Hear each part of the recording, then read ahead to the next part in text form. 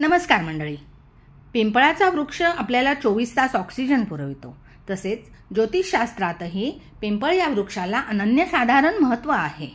ज्योतिषशास्त्रामध्ये पिंपळ या झाडाचे महत्त्व सांगण्यात आलेले आहे आणि पिंपळाच्या झाडाच्या संबंधित अनेक उपाय सुचवण्यात येतात. पिंपळाच्या वृक्षाखाली जर भगवान शिवाला रुद्राभिषेक केला तर व्यक्ती अपार संपत्तीचा मालक होतो, समृद्ध होतो, असे स्कंद पुराणात लिहिले आहे. पिंपळाच्या झाडाखाली जर व्यक्तीने यज्ञ केला तर कोणत्याही प्रकारचा असाध्य रोग असेल तर व्यक्ती रोगमुक्त होतो. पिंपळाच्या झाडाखाली महामृत्युंजय मंत्र केला असता तो मंत्र सिद्ध होतो. शनीच्या भयंकर दोषांपासून आणि प्रकोपांपासून मुक्ती मिळवण्यासाठी पिंपळाच्या वृक्षाची पूजा केली जाते. शनिदेवांच्या कुंडलीतील अनेक दोषांचे पिंपळाच्या पूजनाने निवारण होते.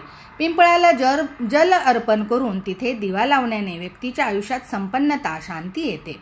ज्या व्यक्तींना शनीची 7.5, ढय्या, पनौती, महादशा, अंतर्दशा चालू असेल, कुंडलीतील शनीची खराब स्थिती असेल तर व्यक्तीने एक तांब्यावर पाणी, त्यात थोडे कच्चे दूध आणि गोड जे असेल घरामध्ये ते काहीही म्हणजे साखर, गूळ, मध थोडे त्या पाण्यामध्ये घालावे व त्यात थोडे काळे तीळ घालून हे पाणी 45 दिवस नियमित पिंपळाच्या झाडाला घालावे.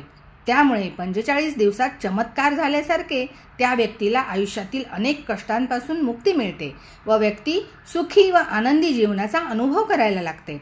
आपल्याला मिळालेली ही माहिती आपण जरूर इतरांबरोबर शेअर करावी, त्याने आपलेही पुण्य वाढते. पिंपळाच्या झाडाखाली हनुमानजींचे ध्यान केल्यानंतर, पूजन स्तवन केल्यानंतर हनुमान आशीर्वाद देतात आणि साधकाची मनोकामना पुरी करतात.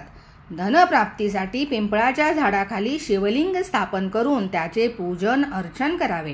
कमीत कमी 5 किंवा 11 माळा ओम नमः शिवाय किंवा नमः शिवाय मंत्राचा जप करावा.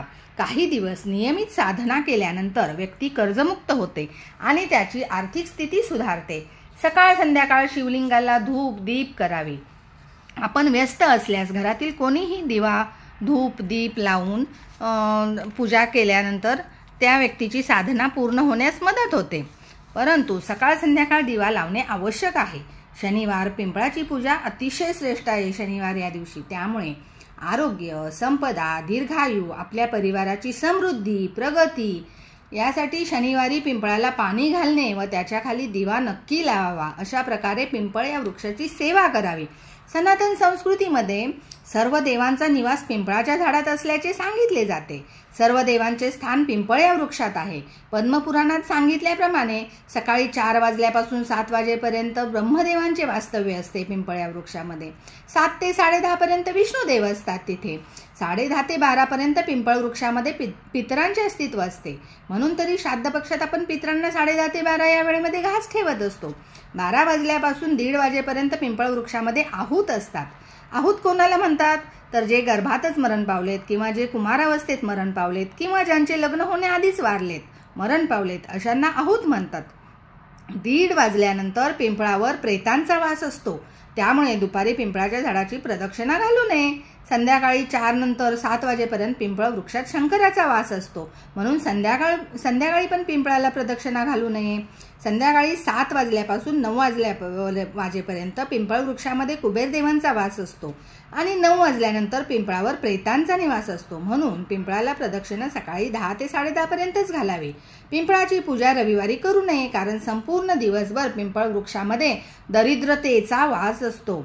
भगवान विष्णूंनी रविवार या दिवशी दरिद्रतेला पिंपळावर राहण्याचे वरदान दिलेले आहे. म्हणूनच घराच्या भिंतीवर वगैरे पिंपळ जेव्हा असतो तेव्हा पिंपळ वृक्ष काढण्यासाठी रविवार हा दिवस निवडावा.